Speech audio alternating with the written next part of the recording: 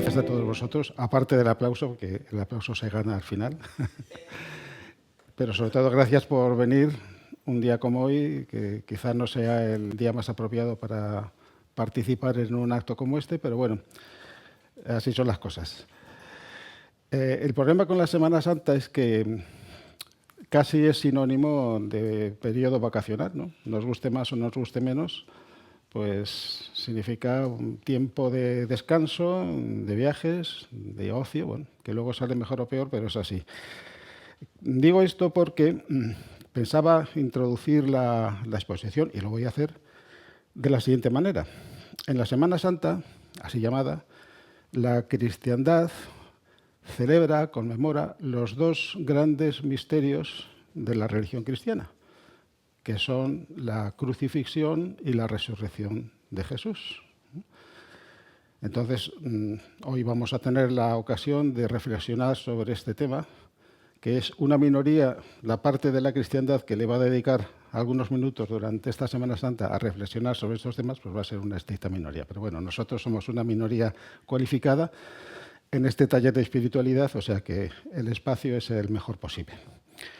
Bueno, entonces los misterios del cristianismo, como decía, son fundamentalmente dos, aunque hay más: la crucifixión de Jesús y la resurrección. Pero en realidad estos dos misterios son la consecuencia lógica y casi inevitable del misterio inaugural, que no es otro que el nacimiento de Jesús de la Virgen María en Belén, Betlehem, en hebreo, la casa del pan, ¿no? Y tienen algo en común estos tres misterios, y esto que voy a decir quizá sorprenda a algunos, y es que ninguno de ellos tiene nada que ver con el cuerpo de Jesús. Es decir, el nacimiento de Jesús no tiene nada que ver con la concepción milagrosa, sobrenatural o antinatural, según cada cual, de un ser humano, de una mujer virgen, por obra y gracia del Espíritu Santo. No tiene nada que ver con eso. La crucifixión de Jesús, y esto quizás es más difícil de captar a primera vista, tampoco tiene absolutamente nada que ver con la muerte del cuerpo físico de Jesús en la cruz. Nada que ver. Y por lo tanto, la resurrección de Jesús tampoco tiene nada que ver con la vuelta a la vida de un cuerpo que previamente había muerto. Es decir, que el enfoque que le vamos a dar a estos tres misterios, pues como podéis ya deducir, no tiene nada que ver con las interpretaciones teológicas al uso convencionales sobre estos tres grandes misterios. Entonces vamos a empezar por el primero, el nacimiento virginal de Jesús. ¿En qué consiste? Bueno, no hay pasaje en ninguno de los 4 evangelios llamados canónicos que expresen de una manera más precisa, aunque no evidente para el lector atento, o mejor dicho, para el lector no suficientemente atento, que el diálogo que tiene Jesús con la mujer samaritana en el capítulo 4 del Evangelio de Juan. Hay un diálogo, bueno, hay 2 diálogos. La primera parte tiene que ver con el agua. La mujer samaritana, como sabéis, va todos los días a sacar agua al pozo para consumo diario y al día siguiente tiene que volver a sacar agua. Entonces ahí entra en juego lo del pozo de agua viva, que si la bebes nunca más tendrás sed. Pero yo no me refiero a este diálogo, sino al que viene a continuación, que es poco conocido y que es muy importante. Porque le dice Jesús a la samaritana: ven y tráeme a tu marido. ¿Y qué le responde la samaritana? No tengo marido. Y replica Jesús: dices la verdad. Has tenido 5 maridos y el que tienes ahora no es tu marido. Ahí está la clave. ¿Quiénes son los 5 maridos? ¿Y quién es ese 6.º marido al que la samaritana no le reconoce como tal? Bueno, pues el interés que tiene este pasaje es que el autor del Evangelio de Juan, el 4, por el orden de aparición de los 4 canónicos, y esto es aplicable también a los otros 3, estaba perfectamente al tanto de la sabiduría de las 2 grandes corrientes de espiritualidad orientales, como son el hinduismo y el budismo. Porque en ambas corrientes la percepción sensorial se simbolizaba mediante un matrimonio, donde el elemento masculino estaba representado por la conciencia potencialmente perceptora y el elemento femenino estaba representado por el órgano sensorial que tenía la virtud de activar la potencialidad de la conciencia para percibir el uno u otro de los 5 campos sensoriales. Es decir, había una conciencia visual, conciencia auditiva, conciencia táctil, conciencia gustativa y conciencia olfativa. Bueno, pues esos son los 5 maridos.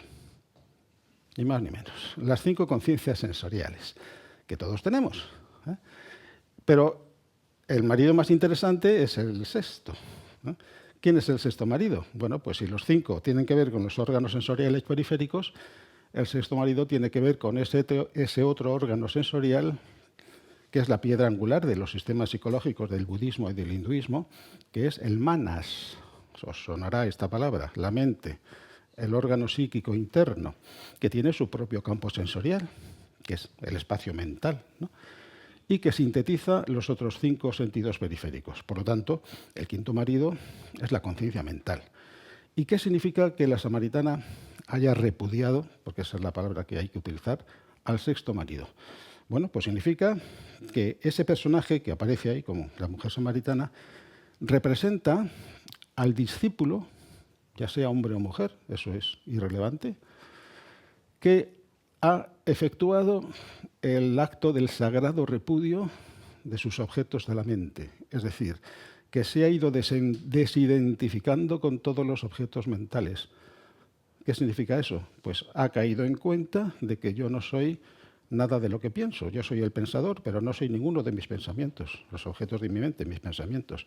También ha caído en cuenta de que yo no soy ninguno de mis estados anímicos emocionales. Yo soy el que siente toda una gama de sentimientos, pero yo no soy ninguno de mis sentimientos. Yo soy el observador de mis sentimientos, el creador de mis formas de pensamiento, pero no soy ni mis sentimientos ni mis pensamientos. Por lo tanto, si yo me identifico con los objetos de la mente, estoy casado, casada, da igual, con el marido, con el sexto marido, la conciencia mental.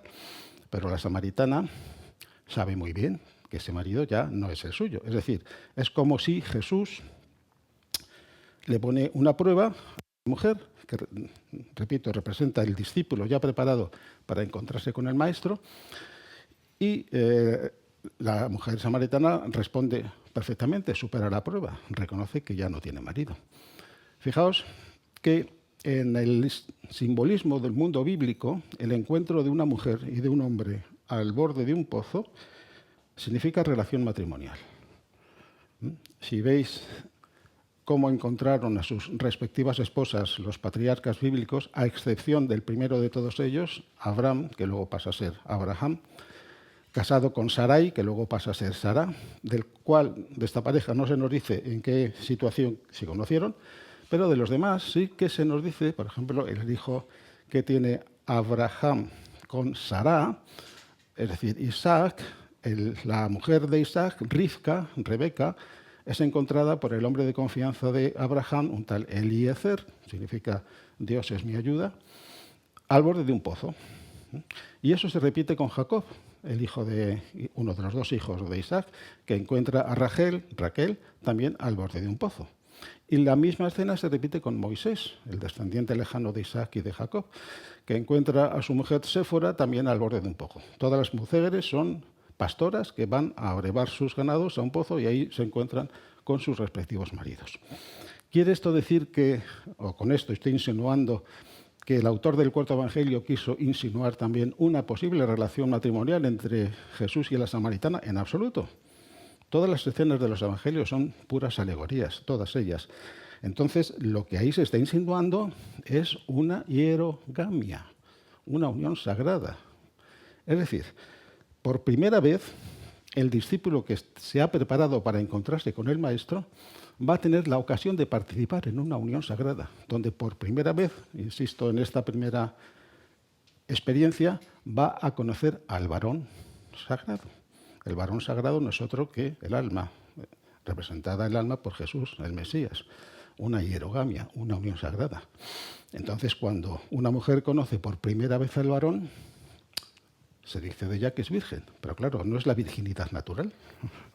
La virginidad natural se pierde de una vez y para siempre cuando una mujer tiene relación sexual completa con un varón.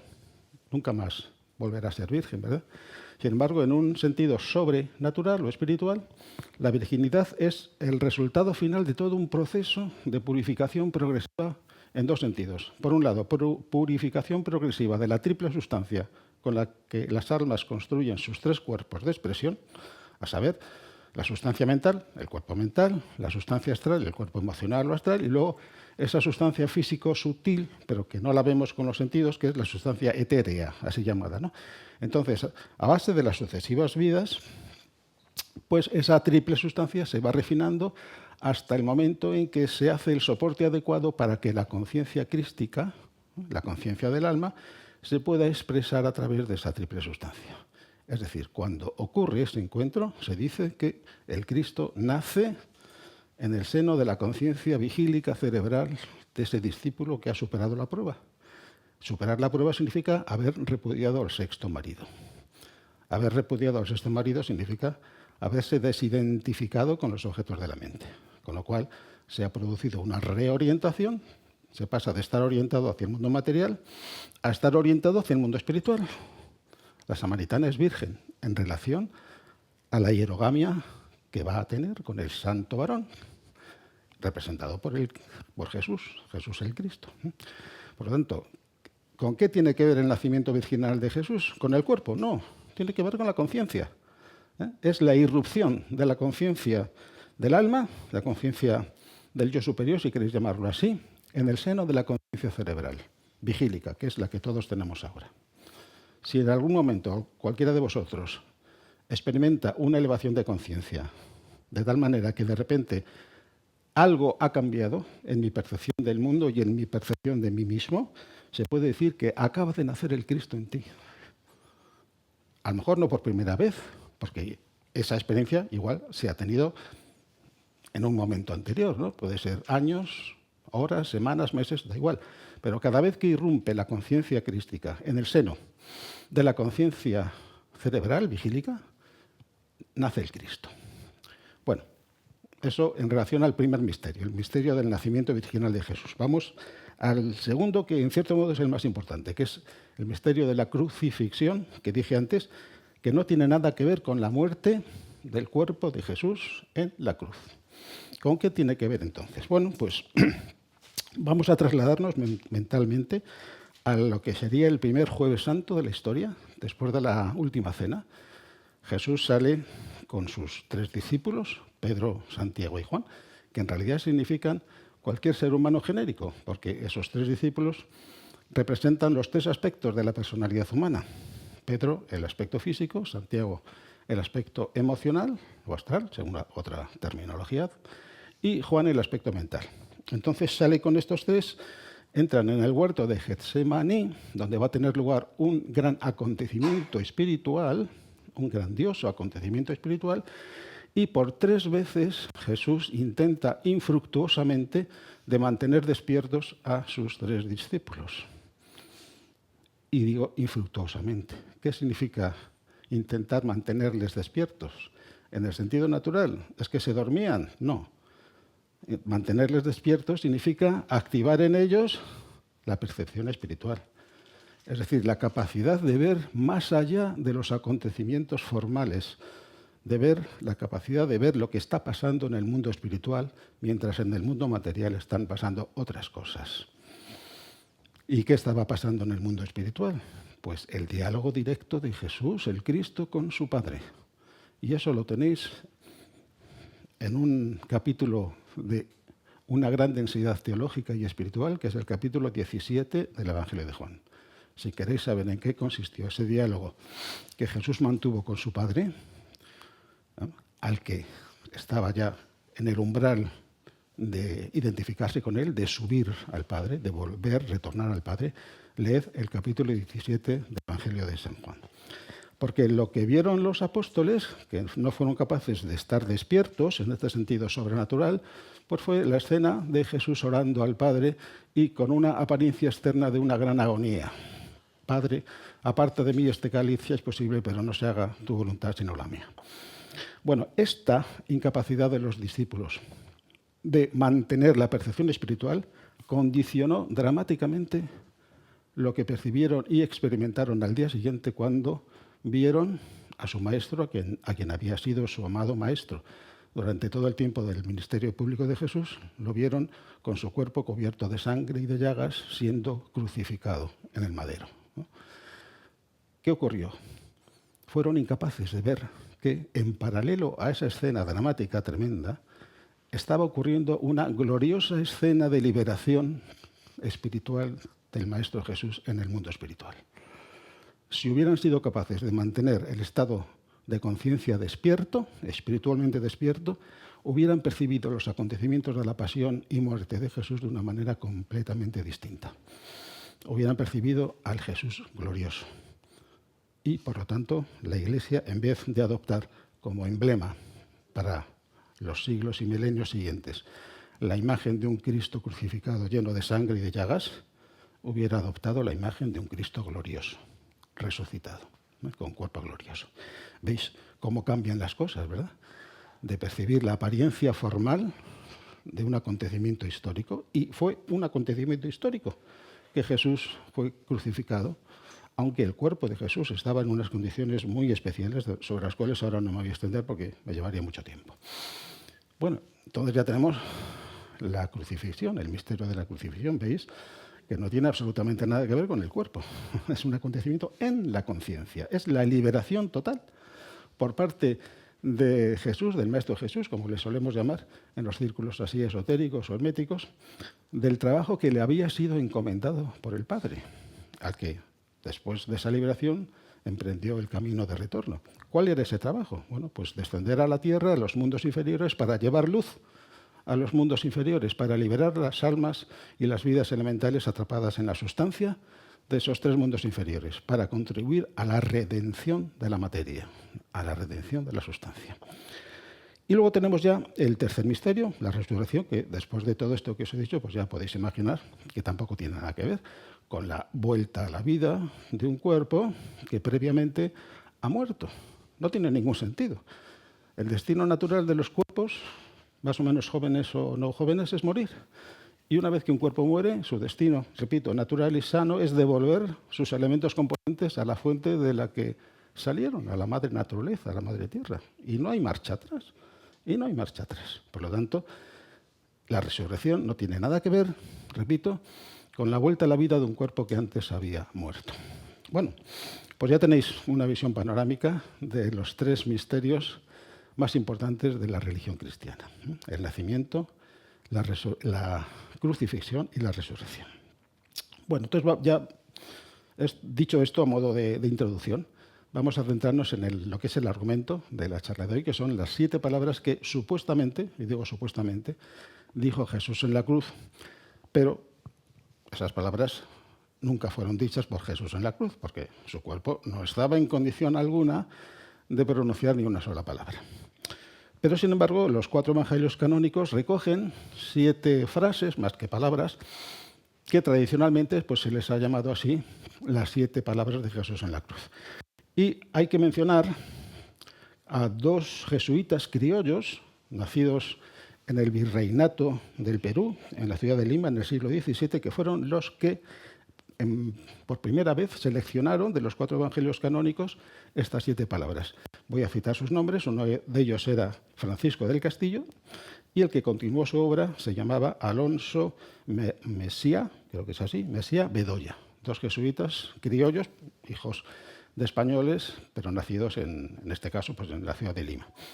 Que, repito, fueron los que tuvieron la feliz idea de ordenar estas 7 palabras, no en el orden cronológico en el que fueron dichas, luego veremos que ese orden cronológico también tiene su interés, sino según un orden que tenía una cierta justificación teológica.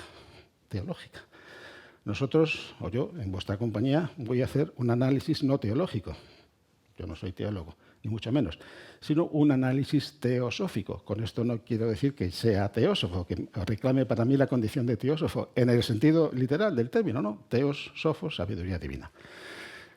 Entonces, ¿cuál es el orden en el que pusieron estas 7 palabras o expresiones? Pues seguramente lo sabéis algunos, lo voy a decir rápidamente. Las voy a enumerar sin detenerme demasiado en ninguna de ellas. Luego haremos un análisis ya más pormenorizado, ¿no?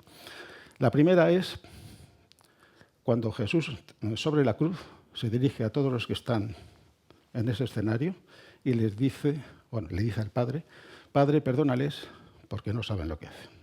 Esto seguro que os suena a todos. La segunda palabra es la que le dirige al buen ladrón, o el ladrón arrepentido. Sabéis que hay una escena muy simbólica donde hay 3 cruces. En el centro está Jesús crucificado y a ambos lados está el mal ladrón y el buen ladrón. En vez de mal ladrón, prefiero llamarlo el ladrón no arrepentido y el buen ladrón el ladrón arrepentido. Bueno, pues en un momento dado el ladrón arrepentido le pide a Jesús, acuérdate de mí cuando vengas en tu reino, cuando vengas en tu reino. Es decir, le hace una petición proyectada a un futuro, ¿no? Acuérdate de mí cuando vengas en tu reino. Y Jesús le replica inmediatamente, trasladando esa petición de un tiempo futuro al instante del aquí y ahora. Porque le dice, te aseguro que hoy mismo estarás conmigo en el paraíso. Esa es la segunda palabra. La tercera, también hay una presencia humana, porque he de decir que las 7 palabras se dividen en 3 grupos. En las 3 primeras hay presencia humana. La cuarta es la más tremenda de todas, la que despierta más agobio y más angustia en muchos cristianos devotos, que es esa exclamación de Dios mío, ¿no? ¿Por qué me has abandonado? Esa es la cuarta. Pero en la tercera sigue habiendo presencia humana, ahora muy peculiar, porque Jesús se dirige a 2 figuras que están al pie de la cruz, que son su madre y el discípulo amado. Entonces le dice primero a la madre, no la llama madre, la llama mujer. Dice, mujer, he ahí a tu hijo.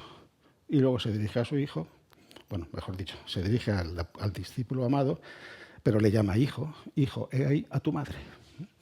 Esa es la tercera palabra. Y con estas 3 primeras palabras se acaba la presencia humana. A partir de aquí todo es una relación en la más estrecha intimidad entre Jesús y la divinidad. La cuarta palabra, que es la central de todas ellas, la que en cierto modo da sentido a todas las demás, la he dicho antes, es esa expresión tan terrible, cuando uno se la toma en su sentido literal, que dice, Dios mío, ¿por qué me has abandonado? Que en realidad es una cita textual del Salmo 22 en su primer versículo, que lo refleja el evangelista Marcos en su versión aramea, que suena algo así como Eloí, Eloí, lema sabactani, en la versión aramea. Lógicamente, en la versión original en el Salmo no está en arameo, está en hebreo, pero suena de forma muy parecida. Suena más o menos así, Eli, Eli, Eli, Eli, lama azaftani, prácticamente igual. La traducción es la misma, Dios mío, Eli, el Dios, Eli, Dios mío, ¿por qué me has abandonado? Sobre esta me extenderé luego un poquito más. Y luego viene ya las 3 últimas, que ya reflejan nada más que una relación directa, íntima, de Jesús con la divinidad hacia la que se va aproximando, que no es otra que su propio Padre, el Padre que está en el cielo, la fuente espiritual de la que salió, como el Hijo pródigo, y a la que va a retornar. Entonces, la número 5 es quizá la más enigmática de todas y la más cortita, porque dice, tengo sed, ¿no? Luego viene la sexta, que viene a decir, todo se ha consumado, consumatum est, lo que había que hacer ha sido hecho. Esa es la sexta. Y luego viene la séptima y última, que también es una cita textual de un salmo, en este caso es el 31:5, que dice, Padre mío, en tus manos encomiendo mi espíritu. Y ahí se acaba la relación de las 7 palabras. Bueno, veis que la secuencia de estas 7 palabras o 7 frases está perfectamente elegida porque narran una historia sobre la que luego me voy a detener con más detalle. Y ahora voy a hacer algo parecido, pero atendiéndome al orden cronológico en el que aparecen estas 7 palabras de acuerdo al orden cronológico en el que van apareciendo los 4 evangelios llamados canónicos, porque eso también tiene su interés, como vais a ver. El primer evangelio, en esto no hay un consenso unánime, pero sí bastante mayoritario, de que el primer evangelio que aparece es el evangelio de Marcos, hacia el año 70 de la era común, más o menos en la época en que se destruye el segundo templo. Y el evangelio de Marcos se dice de él que todo el texto previo al relato de la pasión, muerte, crucifixión y resurrección de Jesús, todo ello es un prólogo para el relato de la pasión, porque todo está enfocado en el momento, en los acontecimientos de la pasión de Jesús. Bueno, pues Marcos decidió que este salmo, que lo cita textualmente, el 22.1, pues era la mejor expresión de la agonía sagrada que pasó Jesús en la cruz. Entonces, pues eligió esta expresión, Dios mío, ¿por qué me has abandonado? Que es la primera de las 7 palabras que aparece históricamente. Luego pasan unos 15 años, más o menos, y aparece el siguiente evangelio, que es el Evangelio de Mateo, y muy poco tiempo después el Evangelio de Lucas. ¿Y qué hace Mateo? Bueno, el Evangelio de Mateo está más o menos orientado a demostrar que en la figura de Jesús de Nazaret se cumplen todas las profecías que aparecen en los profetas y en el Antiguo Testamento, bueno, lo que luego en el mundo cristiano se llamaría el Antiguo Testamento. Trata de demostrar que Jesús encaja perfectamente en todos los textos proféticos que aparecen en lo que los cristianos llamarían después el Antiguo Testamento. Los judíos lo llaman el Tanaj, ¿no? A los 5 primeros libros la llaman la Torá, ¿no? El Pentateuco. Bueno, pues Mateo considera que lo que ha elegido Marcos para ilustrar el momento más climático, de más alto clima de la pasión, también le vale a él. Entonces repite la mención a este Salmo 22.1, Dios mío, ¿por qué me has abandonado? Es la única palabra o frase de las 7 que aparece mencionada 2 veces, la única. Y esto lo hace Mateo. Y poco después viene el Evangelio de Lucas. ¿Y qué hace Lucas? Bueno, pues Lucas piensa que ya con 2 menciones a esta frase ya está bien. Lo que hace es introducir un prólogo y un epílogo. El Evangelio de Lucas está orientado a resaltar las cualidades de misericordia, de amor al prójimo, de compasión. Y el prólogo que elige, en sus 2 primeras frases, lo expresa perfectamente. La primera es la que he mencionado en primer lugar.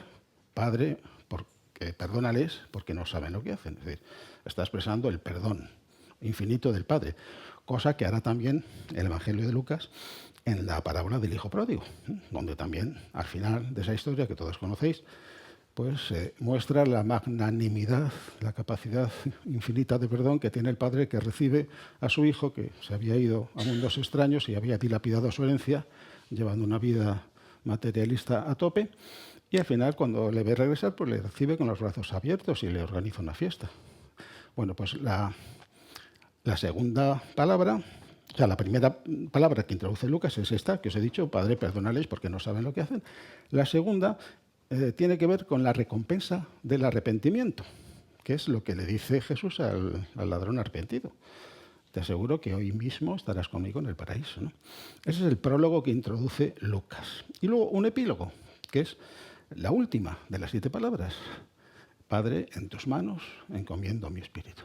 Fijaos, el recorrido que hace Lucas, cuando selecciona 3 palabras, desde la primera, donde se dirige al Padre para invocar el perdón del Padre a todos los que están ahí en esa escena, ¿no? Participando de una manera o de otra en el acontecimiento de la crucifixión, ¿no?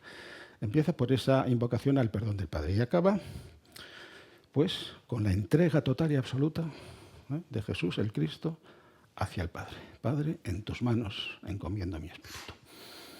Bueno, pues esto es lo que hace Lucas. Y luego viene el cuarto y último evangelio, unos 15 años más o menos después, al filo del primer siglo, donde Juan lo que hace es completar el prólogo y completar el epílogo. Entonces, en el prólogo introduce una tercera escena en la cual él se sitúa a sí mismo. La escena que antes hemos visto, donde Jesús tiene a los pies de la cruz a su madre y a su discípulo amado. Y dice eso de, mujer, ahí tienes a tu hijo, hijo, ahí tienes a tu madre. Él se sitúa a sí mismo, ¿no? en esa escena. Aunque en el Evangelio de Juan, él no se menciona a sí mismo nunca por ese nombre, ¿no? Yehohanán, el nombre griego de Juan, o Ioannes, nombre griego.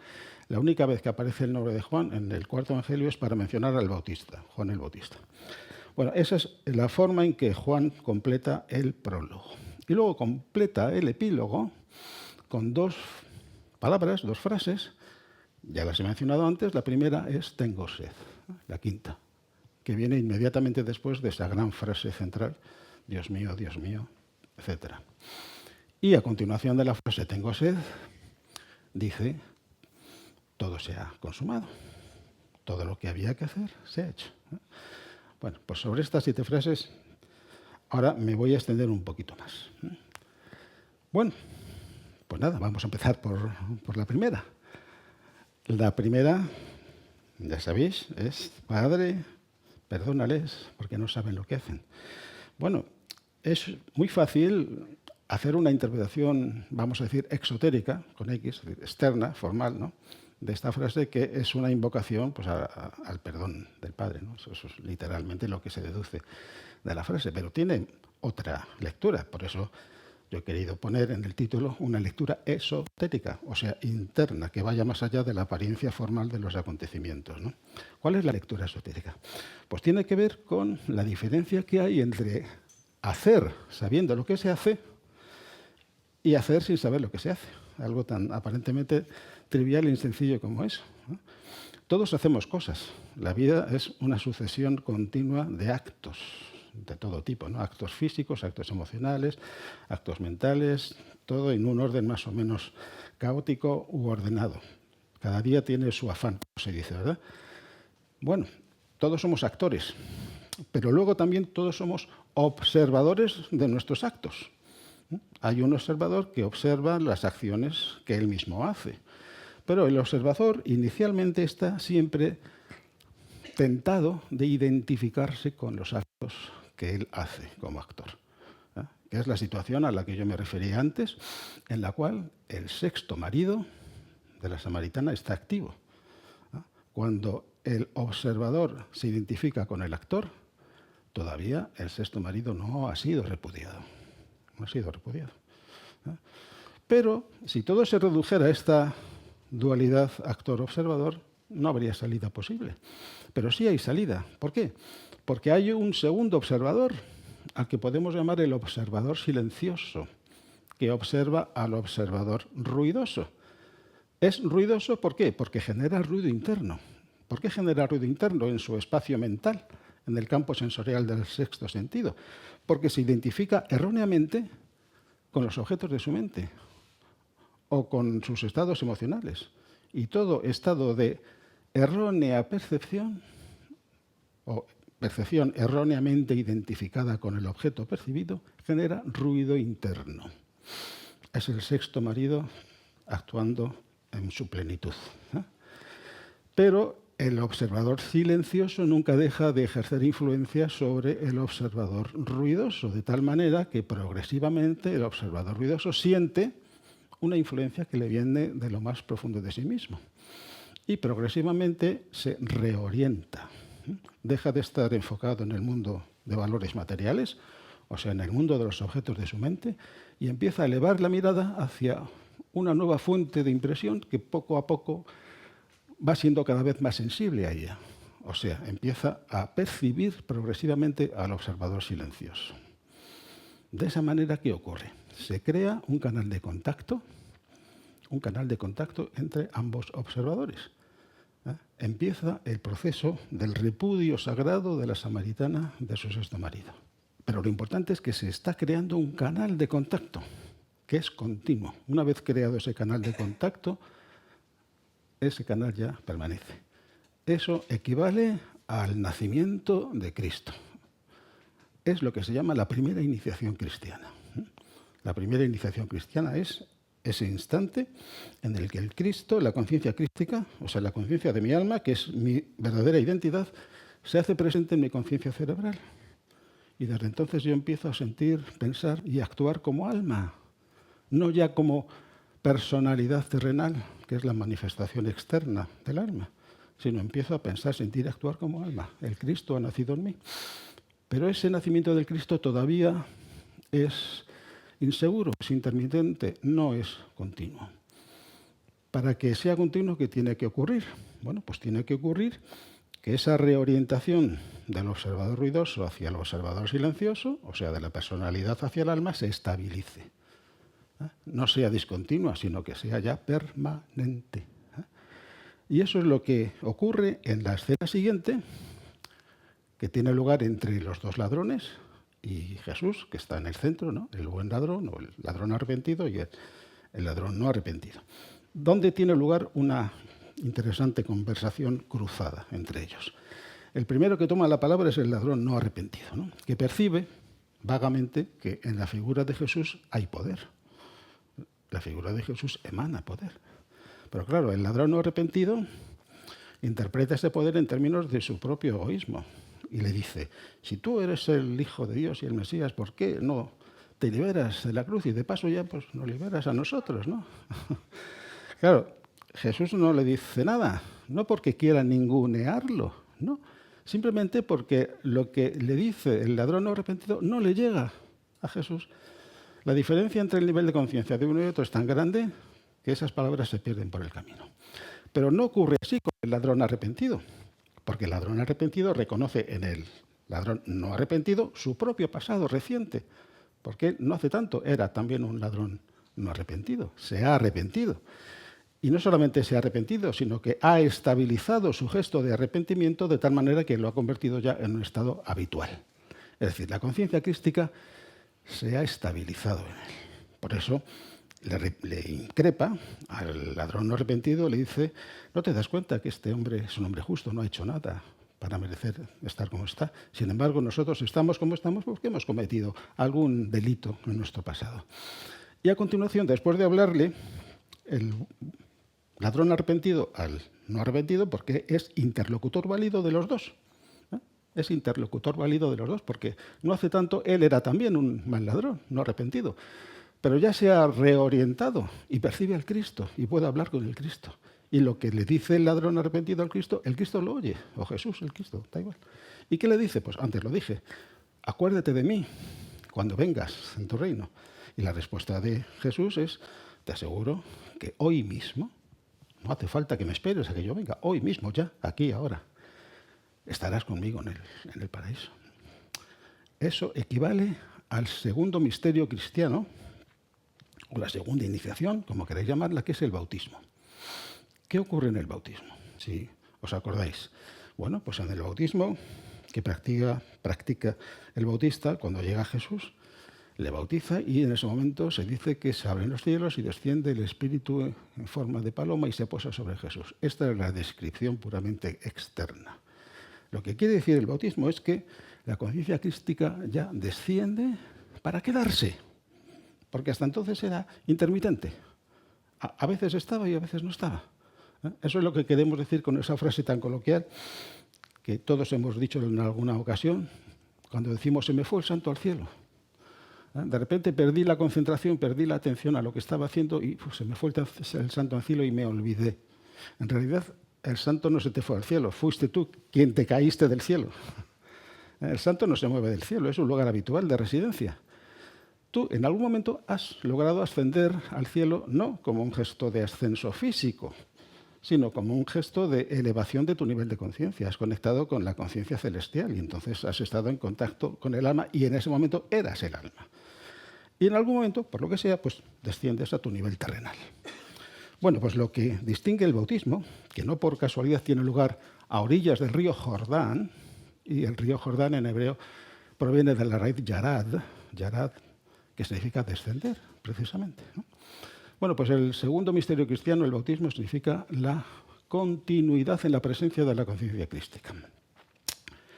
Bueno, una cosita más sobre la escena de las tres cruces, que está llena de simbolismo, en este caso simbolismo astrológico. No sé si habéis oído hablar de la astrología de las tres cruces, la cruz móvil, la cruz fija y la cruz cardinal.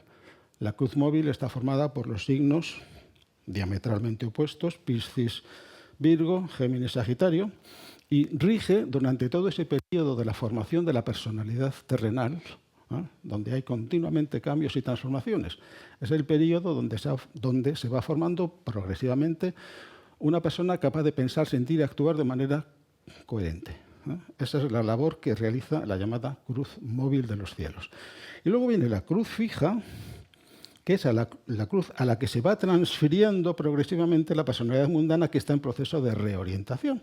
Volvemos al simbolismo del sexto marido, ¿no? A medida en que la samaritana va repudiando al sexto marido, ella, como símbolo del discípulo, se va repudiando al sexto marido y se va reorientando hacia el santo varón, con el cual va a tener una relación hierogámica.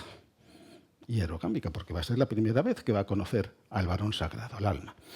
Bueno, pues esa es la cruz fija, cuyos signos son los mismos que aparecen asociados a los 4 evangelios, no por casualidad. Los signos de la cruz fija son Tauro-Escorpio. Tauro se asocia al evangelio de Lucas, como sabéis, el toro. Escorpio al evangelio de Juan, donde el animal escorpio o un dragón marino, una bestia que está sumergida en el mundo material, ha sido transmutada, alquimizada en el águila, que es el símbolo del Evangelio de Juan. El águila o un dragón alado, da igual. Y luego los otros 2 signos son los de Leo, Acuario. Leo es el Evangelio de Marcos, el león, y Acuario el Evangelio de Mateo, que es el único que tiene una figura humana.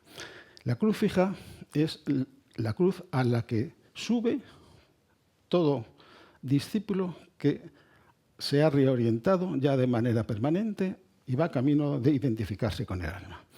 Y la culminación de la experiencia de la cruz fija tiene que ver con la tercera iniciación, que es la escena que tiene lugar inmediatamente a continuación de la escena del bautismo, que es la escena en la cual Jesús está mirando al pie de la cruz a esos 2 personajes, su madre y el discípulo amado, diciendo: mujer, ahí tienes a tu hijo, hijo, ahí tienes a tu madre.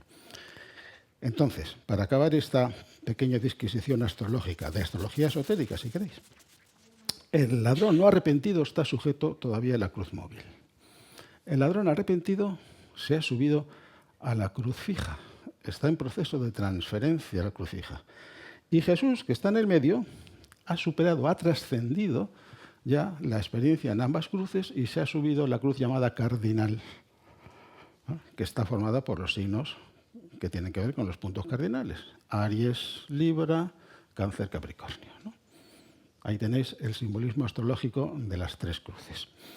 Bueno, pues pasamos entonces a la siguiente escena, donde Jesús ve a su madre, a la que la llama mujer, cuando se la presenta a su discípulo amado, y le dice: mujer, tu hijo, hijo, tu madre. ¿Qué representan estas 2 figuras? Bueno, pues representan el prólogo necesario e inmediato para que tenga lugar el 4.º misterio, del que luego hablaré con más detalle, que es la crucifixión. Fijaos, en el proceso que va del nacimiento al bautismo y luego al tercer misterio cristiano, que ya os lo digo, os lo anuncio, es la transfiguración, hay el logro de 3 sucesivas continuidades. Y lo voy a explicar. En el nacimiento de Cristo se crea, que ya hemos dicho que es el nacimiento de la conciencia del alma en la conciencia cerebral, se crea de manera permanente, continua, un canal de contacto entre ambas conciencias. La conciencia del cerebro ha creado un canal de contacto, o se ha establecido un canal de contacto entre la conciencia cerebral, vigílica, y la conciencia del alma. Un canal de contacto. Pero este canal de contacto se usa a veces sí y a veces no. Que es lo que decimos cuando decimos esa expresión: se me fue el santo al cielo. En la segunda iniciación cristiana, o el segundo misterio cristiano, el bautismo, ya es continua la presencia de la conciencia crística en el seno de la conciencia cerebral. Presencia en un grado mínimo todavía, si queréis, por cuantificarlo, pues en un 0,5%. Pero progresivamente, vida tras vida, se va ampliando la presencia de la conciencia crística hasta que llega al 100%. Y cuando se llega al 100% ocurre la tercera iniciación, así llamada, o el tercer misterio cristiano, que es la transfiguración. ¿En qué consiste la transfiguración? Pues consiste en la máxima expansión de la conciencia posible dentro de los 3 mundos inferiores. ¿Cuáles son esos 3 mundos inferiores? Pues son los mundos en los que todos nosotros vivimos nuestras vidas. El mundo físico, en el que todos estamos proyectados por nuestra sensorialidad, ¿no?, externa. El mundo de las emociones, todos tenemos vivencias emocionales de un tipo o de otro. Y luego el mundo mental, el mundo de los pensamientos, de los procesos mentales, de razonamiento, de análisis, de deducción, etc. Bueno, pues en esos tres mundos es donde tiene lugar la progresiva expansión de la conciencia hasta que se alcanza el máximo posible, pero dentro de los tres mundos. Cuando ocurre eso, se dice que la persona que experimenta esa máxima expansión de conciencia se ha transfigurado. Y nuevamente, si leéis la escena de la transfiguración, aparecen los tres discípulos amados. Jesús coge a Pedro, Santiago y Juan, que representan cualquier ser humano. Pedro lo físico, Santiago lo emocional y Juan lo intelectual o lo mental. Y delante de ellos se transfigura. Bueno, repito, eso es la máxima expresión de la evolución de la conciencia que es posible dentro de las limitaciones inherentes a esa triple sustancia mental, emocional, física, con la cual las almas construyen periódicamente sus vehículos de expresión. ¿Y qué tiene que ver eso con esa escena? Bueno, pues con la escena de el discípulo amado y la madre, la mujer, tal y como se lo presenta a su discípulo amado. Bueno, pues los personajes femeninos siempre representan la sustancia, la materia, la forma, el cuerpo. La madre de Jesús representa la sustancia que ha llegado a su máximo grado de pureza, de refinamiento posible, de tal manera que a través de ella es posible que nazca la conciencia crística. En una cadena de cuerpos poco refinada es imposible que se manifieste la conciencia crística. Para que nazca el Cristo en el seno de la conciencia cerebral se necesita un grado alto, muy alto, de refinamiento de la triple sustancia mental, emocional, física. Eso es lo que representa la madre de Jesús, que le presenta a su hijo como la mujer, su opuesto polar. Y el discípulo amado representa el aspecto conciencia que ha alcanzado el máximo grado de expansión posible dentro de esa sustancia enormemente refinada de triple cualidad mental, emocional, física. Y ese es el prólogo necesario para que tenga lugar el siguiente acontecimiento, el siguiente misterio crístico, que es la crucifixión. Pero no la crucifixión en su aspecto formal, como clavar un cuerpo maltrecho en un madero y ese cuerpo va a morir, ¿no? Sino como el grandioso acontecimiento espiritual que estaba teniendo lugar simultáneamente en el mundo espiritual, al que no pudieron llegar con la percepción iluminada los discípulos, sobre todo los discípulos más íntimos de Jesús, porque fueron incapaces de mantenerse despiertos la noche anterior en el huerto de Getsemaní. Se dormían. Jesús intentó por todos los medios mantenerles en ese nivel de conciencia para que pudieran comprender lo que iba a ocurrir el día siguiente y no quedaran atrapados en la percepción tremenda que suponía la escena externa de la crucifixión de Jesús. Eso no pudo ser. Bueno, pues eso representan la madre de Jesús y el hijo, que es el discípulo amado, el prólogo necesario para que tenga lugar la total liberación.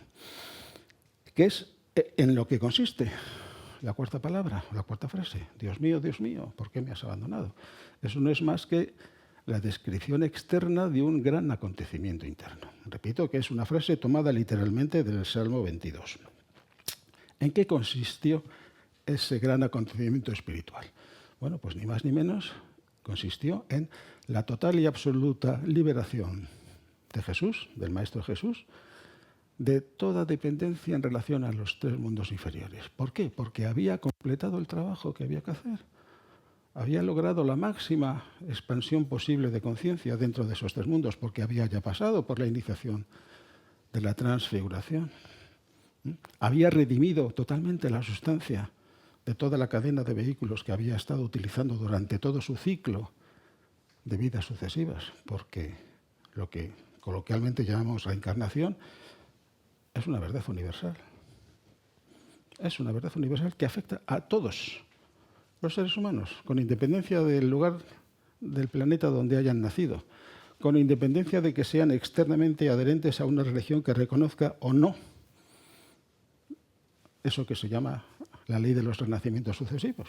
Sabemos que las dos grandes religiones orientales, budismo e hinduismo, también pasa con el sintoísmo y el sijismo y el taoísmo, reconocen, forma parte de su cultura popular, ¿no?, la ley de los renacimientos sucesivos. Pero en el mundo occidental, por razones en las que ahora tampoco vamos a entrar, pues eso permaneció oculto o semioculto. Pero es una ley universal. Es una ley universal que nos afecta a todos. Entonces, ¿cuál era la tarea que le había sido encomendado a Jesús? Jesús, ¿quién es? El ungido, el Mesías. La palabra ungido en griego se dice Christos, que es la traducción al griego de la palabra hebrea Mashiach, que significa eso, el ungido. ¿Quién es el ungido? El ungido es aquel a quien se le ha encomendado una tarea. ¿Quién encomienda a quién la tarea? Se la encomienda el padre a su hijo. Le dice, y ahora me voy a inventar una posible conversación que pudiera tener lugar entre el padre y el hijo. Y le dice el padre al hijo, mira, hijo mío, vas a salir de esta casa que es la tuya, a la que retornarás, y te vas a alejar de mí tanto como te sea posible, de manera que siempre oigas mi voz. ¿No? Siempre oigas mi voz. Y además, que siempre te acuerdes del camino de ida que luego va a ser el camino de retorno. Y además, que siempre te acuerdes de la tarea que yo te encomiendo ahora mismo. ¿Cuál es esa tarea?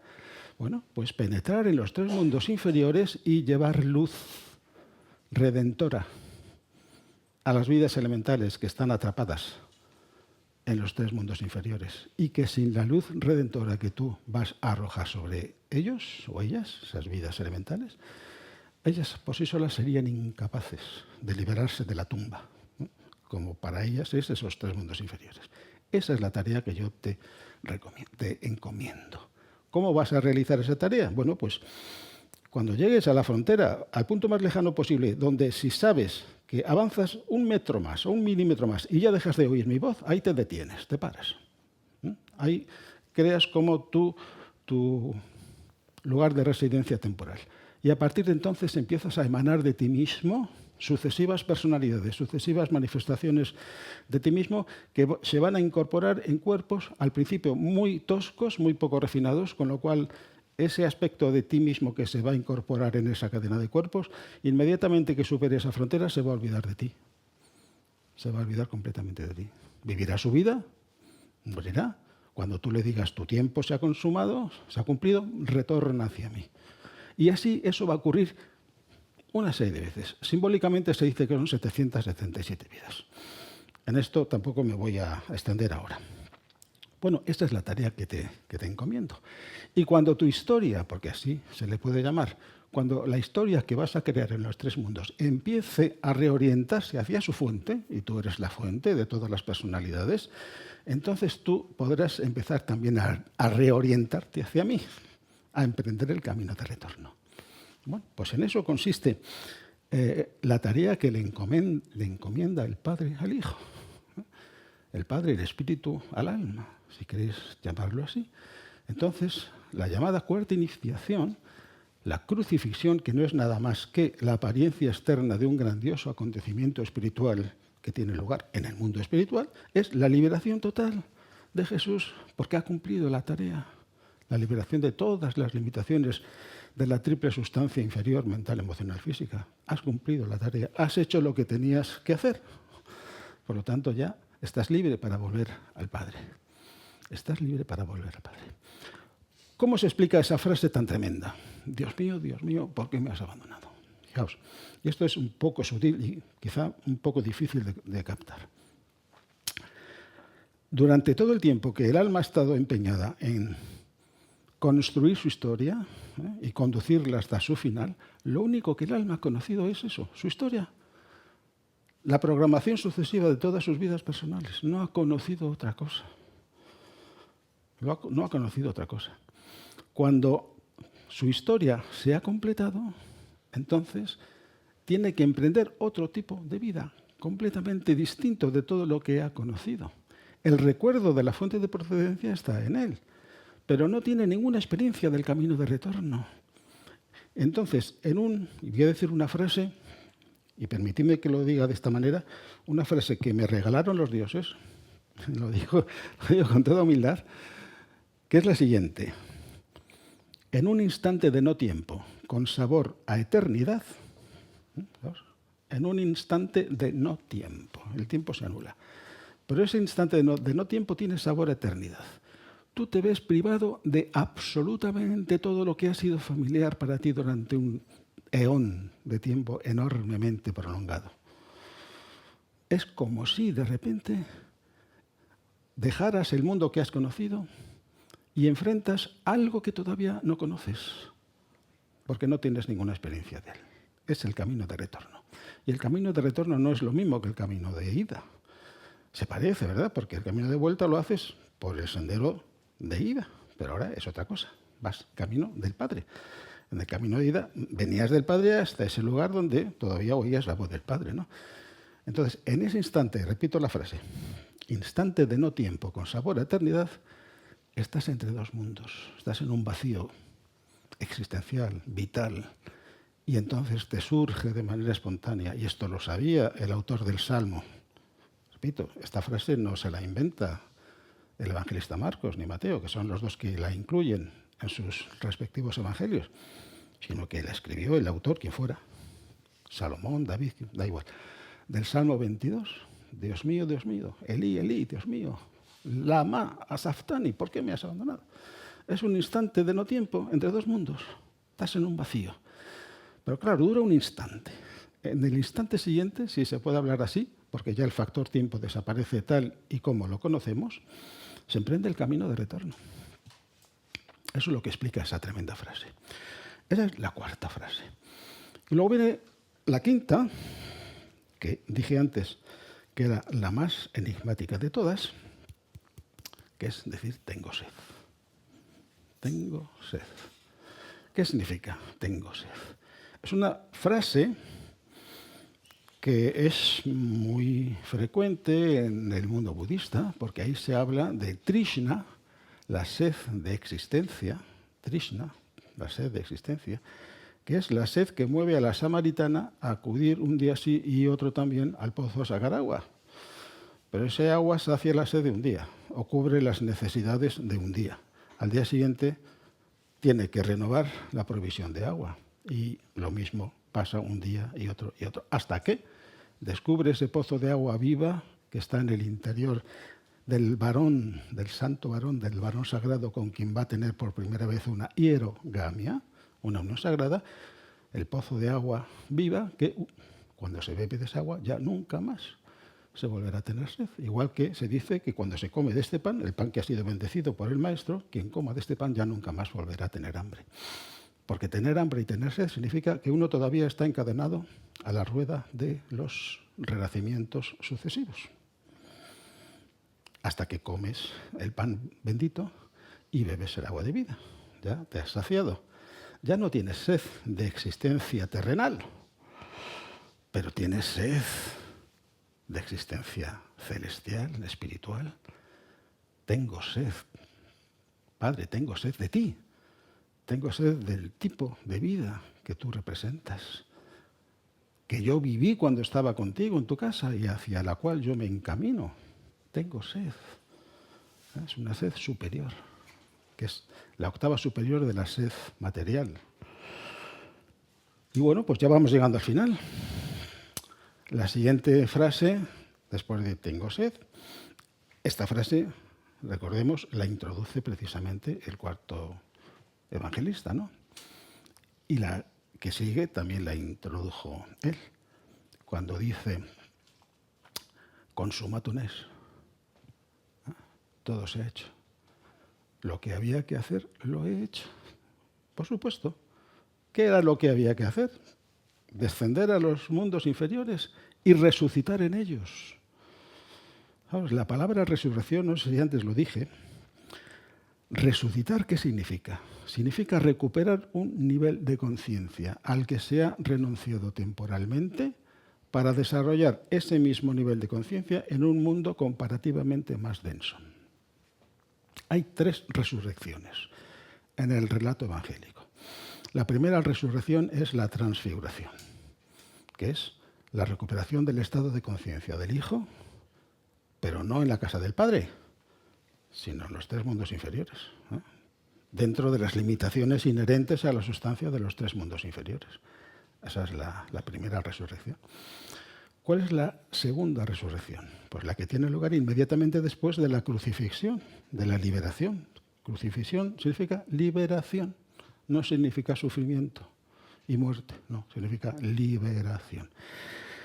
¿En qué consiste esa segunda resurrección? Bueno, pues en recuperar el estado de conciencia, o más bien el estado del ser, porque llega un momento en que la conciencia cede el paso a otra cosa, que es la progresiva identificación con la fuente de la vida. Primero es la expansión de la conciencia, que culmina en la transfiguración. Y después de la transfiguración se inicia un periodo diferente donde ahora el objetivo es identificarse con la fuente de la vida, que es el Padre. Entonces la segunda resurrección es la identificación con el triple aspecto del Padre, manifestado en lo que en el mundo esotérico se llama la tríada espiritual. Atma, Buddhi, Manas, no sé si os suena esa terminología que popularizó la teosofía, pero es universal. En el mundo de la Kabbalah se corresponde con las 3 sefirot superiores. Keter, Jochma, Binah. Os suenan estas palabras seguramente a algunos, ¿no? Keter es la corona, la voluntad. Jochma es el amor, la sabiduría. Y Binah es la inteligencia. Padre, Hijo, Espíritu Santo. Bueno, en eso consiste la segunda resurrección, que la llamamos así la quinta iniciación, que es cuando Jesús dice eso de todo está consumado, lo que tenía que hacer ya se ha hecho. Y luego viene la sexta palabra. La sexta palabra es la que acabo de decir ahora, que es todo se ha consumado, todo ha sido hecho. La quinta es tengo sed, rectifico esto. La quinta palabra, cuando dice tengo sed, significa la identificación con la conciencia triádica. Y luego viene la corroboración de que el trabajo que te ha sido encomendado ya está hecho. Consumatunes. Eso representa pues, la verificación de que se ha hecho lo que te ha sido encomendado.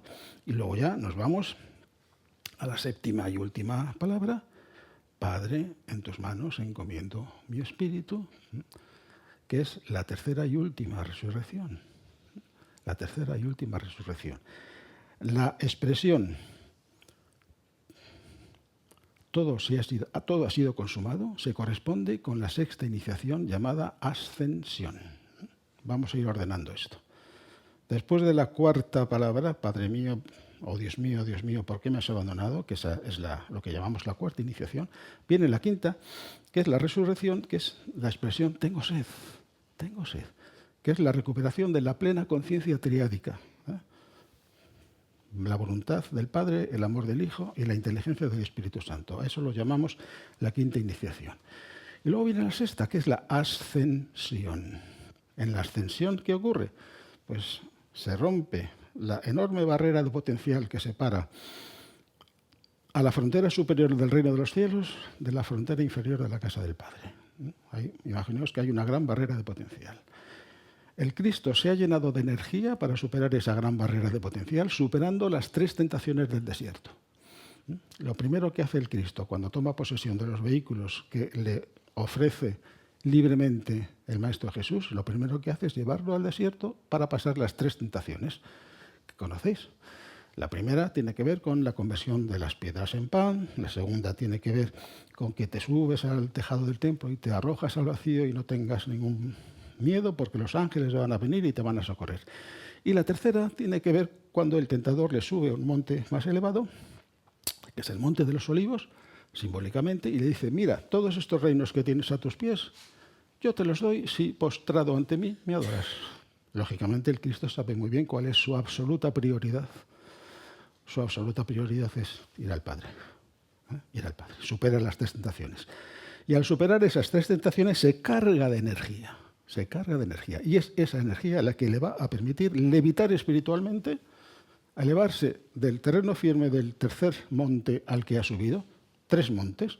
El primero es el monte de la transfiguración, ¿no? Donde tiene lugar esa iniciación así llamada, la primera resurrección. El segundo monte es el monte Calvario, el monte Gólgota, donde tiene lugar la liberación. Y el tercer monte es el monte de los Olivos, desde el cual tiene lugar la ascensión. ¿Qué es la ascensión? Es una levitación espiritual. Porque para subir desde ese monte ya no tienes terreno firme debajo de tus pies. Tienes que levitar. Y para levitar se necesita una energía añadida muy poderosa. Bueno, pues esa sexta iniciación es cuando el hijo se encuentra con el padre y le dice, consúmatum est. La tarea que me encargaste la he realizado. Lo que había que hacer ha sido hecho. ¿Y qué tiene lugar después? En una escena simbólica que solamente aparece en un texto añadido al Evangelio de Marcos unos cuantos años después. Pues padre e hijo fundidos en una misma entidad penetran en la casa y cada uno ocupa su lugar en una especie de trono simbólico, ¿no? El padre en el centro, el hijo a la derecha y la Virgen María a la izquierda. ¿Ah? Eso lo dice el Evangelio de Marcos cuando afirma que después de la muerte, la resurrección y la ascensión se sentó a la derecha de Dios. ¿Ah? ¿Por qué la Virgen María ha sido ascendida? ¿Qué representa la Virgen María? Pues representa toda esa estela, esa gran escalera de sustancia redimida que le ha servido al Cristo para elevarse hasta el plano más elevado, donde está la casa del Padre, la morada del Padre.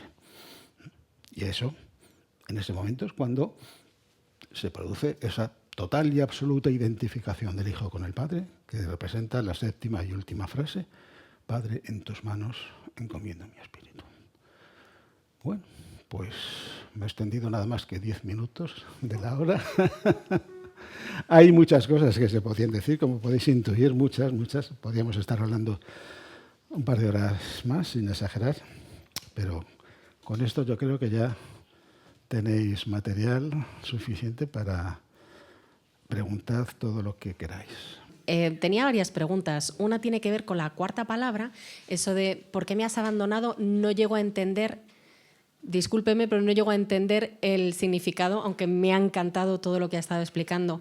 Y luego, sobre las vidas sucesivas de Jesús, no sé si Elías o fueron vidas anteriores de Jesús, no sé si... A ver, sí, muy interesante la pregunta. Me podéis tutear, cuando me dejáis a mí, yo me tomo la libertad de tutearos, pues lo mismo me gusta que hagáis. Bueno, a ver, la primera pregunta muy justificada, todos nos hemos quedado sobrecogidos.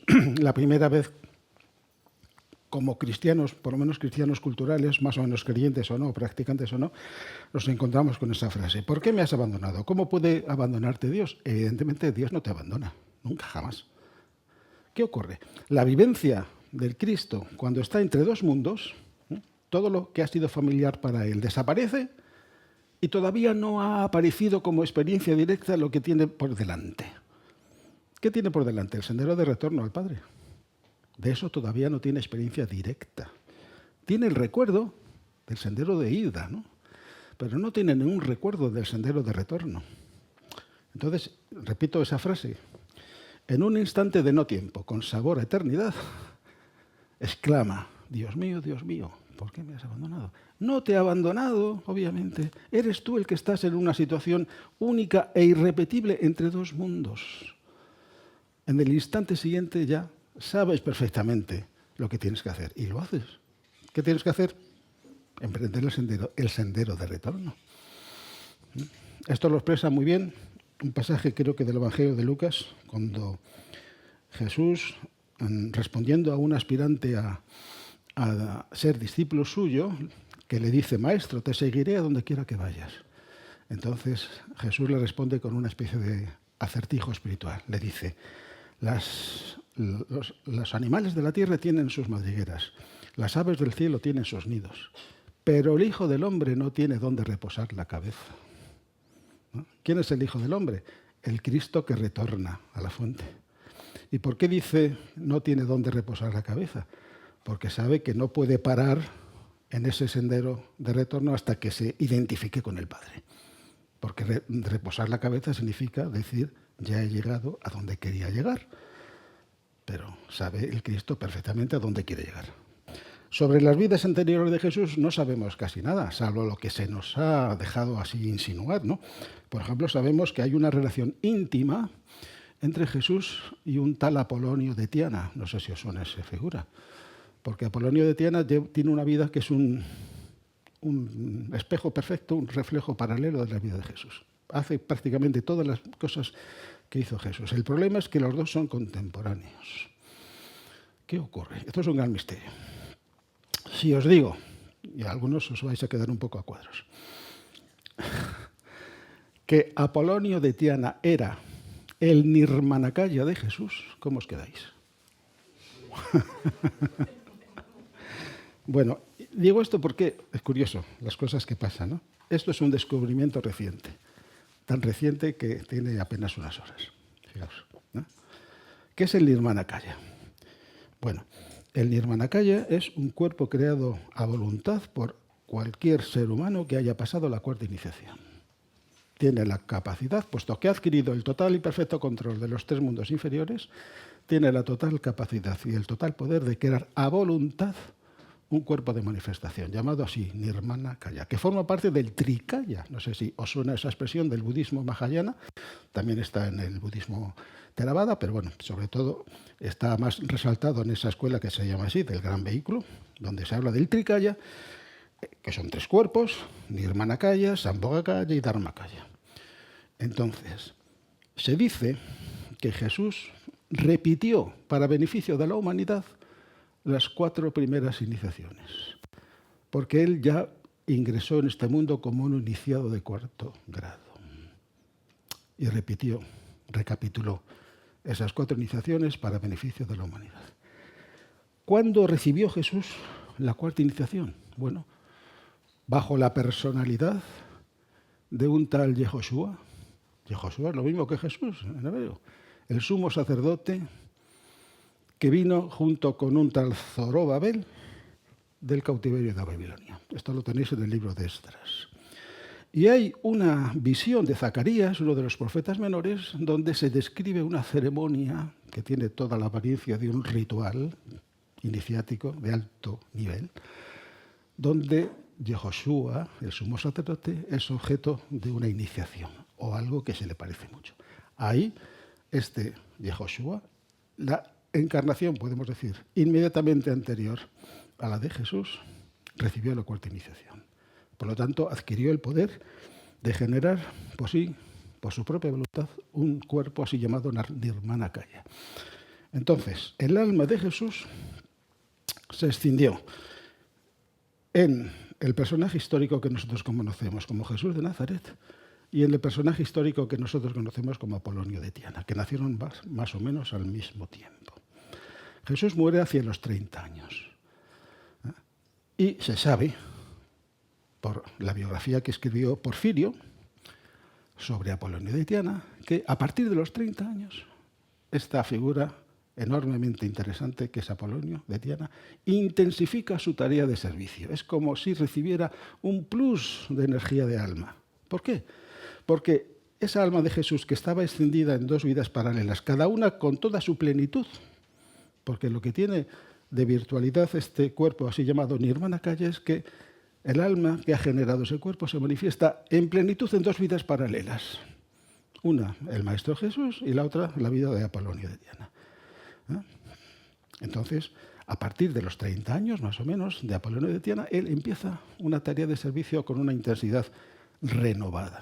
¿Por qué? Porque recibe el plus de energía espiritual de fusionarse con el alma que es su propia alma. Esto ya sé que es muy fuerte lo que acabo de decir, pero tenemos más preguntas. Muy cortita. Cuando has comentado el momento de eternidad, o que has dicho que no conoce el camino de vuelta, ¿es lo que en Cábala es el tejón? ¿Lo que en Cábala es tejón? Sí. En la Cábala, sí es lo que se llama tejón. No exactamente. Tejón en la Cábala significa, esa palabra significa abismo. Representa más bien la tríada inferior, el Olam HaYetzirah, ¿no? Las sefiras, o las sefirot, Hod, Netzach, Yesod, más Malhut, y el mundo inferior, Tehom. No sé si eso te resuena, porque Tehom...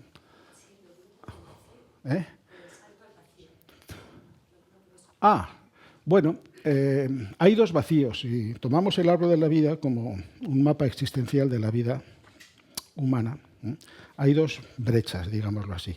Una se genera cuando simbólicamente Adán y Eva son expulsados del Gan Eden, entonces se genera una brecha entre el mundo de la formación, Olam HaYetzirah, y el mundo de la acción, Olam HaAsiyah, ¿no? que se separan simbólicamente o vibracionalmente se separan del Olam Habriya, ¿no? Donde está Tifaret, Gesed y Geburah, ¿no?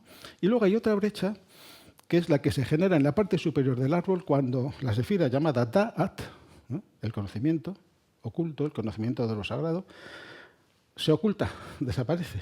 No desaparece, se oculta. Se oculta la visión de quién, del ser humano que ha sido expulsado del Gan Eden. Entonces ahí se crea un segundo vacío, que se rellena nada más que cuando se produce la teshuva, cuando se supera el Mabul, el diluvio, y se ve el arco iris en las nubes, que es el símbolo semita, judío en este caso, para lo que en el mundo oriental se conoce como el Antakarana. Si esta palabra os suena a algunos, Antakarana, ¿no? Entonces, en el transcurso de la evolución humana, esos dos vacíos, esas dos brechas, se subsanan. No sé si eso te contesta un poco. La pregunta muy breve. ¿Existe la energía crística? O dicho de otro modo, ¿la naturaleza humana está cristificada, sí o no? Evidentemente. Bueno, está cristificada. Eso depende de la voluntad de la personalidad humana que emprenda el camino de su cristificación, el camino de identificación con su propio Cristo, que es el portador de la energía crística. Por supuesto que existe la energía crística, por llamarlo de esa manera, es la energía inherente al alma. Eso que llamamos el alma es la energía crística. Pero al margen del trabajo espiritual, ontológicamente existe. Sí, ontológicamente, bueno, ahí nos metemos en campos ya un poco más sutiles, pero sí, claro que sí. Lo crístico tiene que ver con el plano llamado búdico. Búdico, que es el plano de la percepción espiritual, de la captación directa de la realidad de las cosas tal cual son.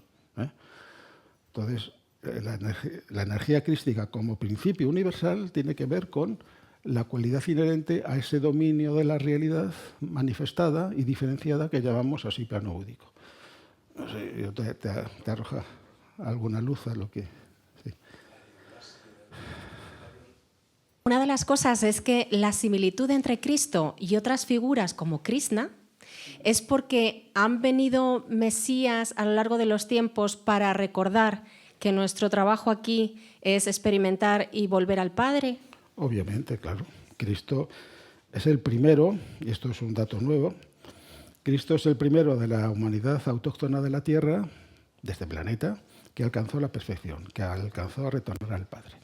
Jesús es también el primero, pero de un sector de la humanidad tremendamente minoritario, pero también tremendamente condicionante, que son los judíos originales o ancestrales, que provienen ni más ni menos que de un sistema solar anterior, el sistema de Binah. Actualmente estamos en el sistema de Jochma y al sistema siguiente será el sistema de Keter. Esto también sería mucho más largo de explicar, ¿no? Entonces, actualmente en la Tierra convivimos tres grandes familias. La humanidad autóctona de la Tierra, de las cuales el primero en alcanzar la perfección fue esa entidad que llamamos el Cristo. La humanidad remota, que provino de un sistema solar anterior, del cual fue segregada. Esto también es otro misterio del que no nos podemos ahora extender. Para injertarla en este sistema, que son los judíos ancestrales, que no tienen nada que ver con todas las personas que en este mundo tienen conciencia de sí mismos, de que forman parte del pueblo judío. Nada que ver, es otra cosa. Y luego hay otra parte, otra subfamilia dentro de la gran familia, que son las que provienen de la llamada cadena lunar. Esto hay que tener conocimientos de cosmología esotérica básica para entender qué cosa es la cadena lunar. Digamos que es la manifestación planetaria anterior a la actual. Y de toda la humanidad proveniente de la cadena lunar, el último que alcanzó la perfección es esa entidad que nosotros conocemos como el Buda, Siddhartha Gautama el Buda, ¿no? De tal manera que hay una alianza absolutamente complementaria entre el primero de los judíos que alcanzó la perfección, Jesús, el último de la humanidad procedente de la cadena lunar que alcanzó la perfección, el Buda, y el primero, de nuevo, de la humanidad terrestre que alcanzó la perfección, el Cristo. Y esto es un grandísimo misterio. Y estas tres individualidades explican el plan de redención integral, no solamente de la sustancia, sino de la humanidad, que se concibió en la noche de los tiempos.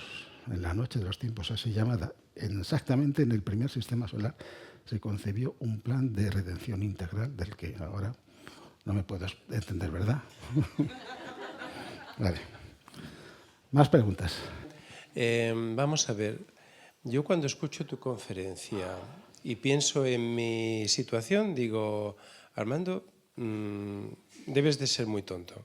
Debes de ser muy tonto, muy primitivo, muy tal. Sé que el camino es largo, pero es que yo ya ni entro en ese camino. Es decir, no, es un cachondeo, pero quiero decirte, me lo estás poniendo muy difícil, ¿no?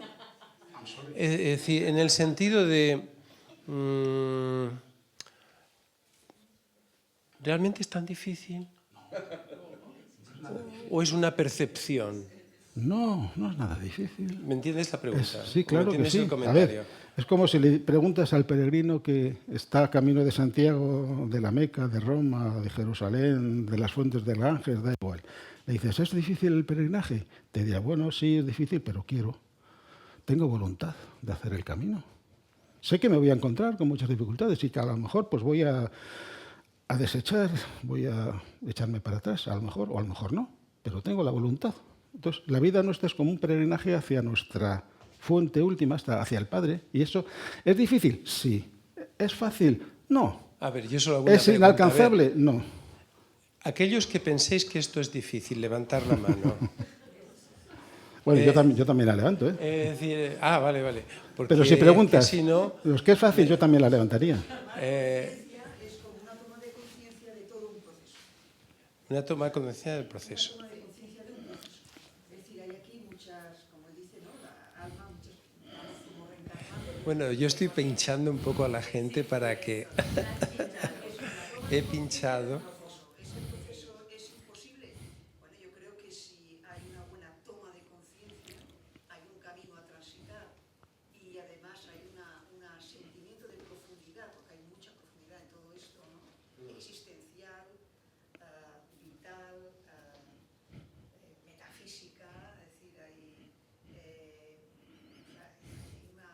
conocimiento bastante fuerte que une las raíces de sabidurías milenarias y que nos brinda de una manera más o menos asequible. Yo entiendo que no es fácil. Claro, yo que le llevo siguiendo tiempo y entonces ya... Haces trampa. Es decir, ya te veo. El hecho de que has hablado, corto. Sí, a mí, a ver, me ha gustado lo que has dicho, es mucho conocimiento que tienes, está clarísimo, pero a mí me parece que todo está mucho más simple. Como decía, cuando te escucho, a mí igual me pasa... ¿Qué pasa aquí? Pero si todos somos hijos de Dios y hemos venido, para mí Jesús representa mi hermano que ha hecho ese camino y que espero que no sea tan difícil. Yo por lo menos, como decía, que me lo pones muy difícil. Bueno, de verdad. Pues lo siento, no era mi intención. Yo creo que el camino es una experiencia de felicidad en felicidad, de bienaventuranza en bienaventuranza cada vez más intensa. Por lo menos mi vivencia es esa.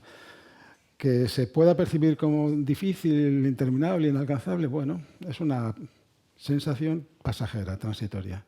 Que cuando te afianzas en el camino y empiezas a disfrutar del aquí y ahora de cada momento del camino,